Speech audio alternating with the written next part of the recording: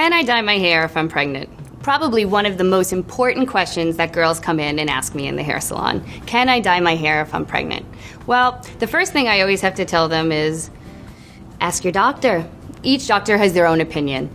So normally as a pregnant woman, you're seeing your doctor because you trust what they feel.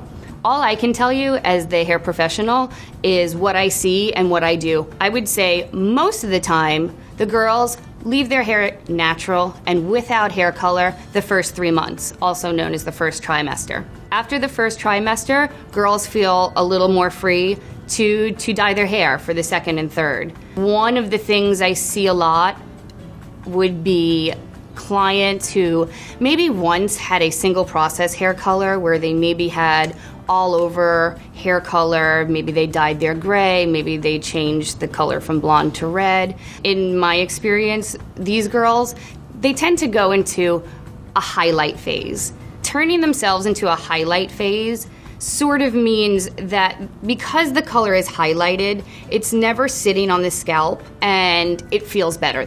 It feels better for the pregnant person. So it's a great way to be able to incorporate hair color into your pregnancy and not really feel like, you're sitting there with hair color on your hair. So I do see that a lot. I see ladies and women changing from all over hair dye to the highlights.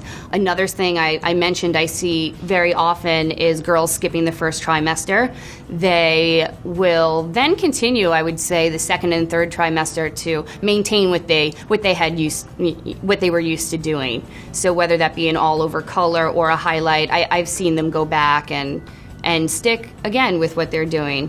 Something I see in New York all the time is women waiting until the last minute to where I'm almost a nervous wreck because I think they're about to give birth any minute because they want that hair color perfect for the pictures and they know that the baby's coming, so they might not have time. I always recommend you ask your doctor first, but if you choose to dye your hair when you're pregnant, those are some of the things I think you can consider.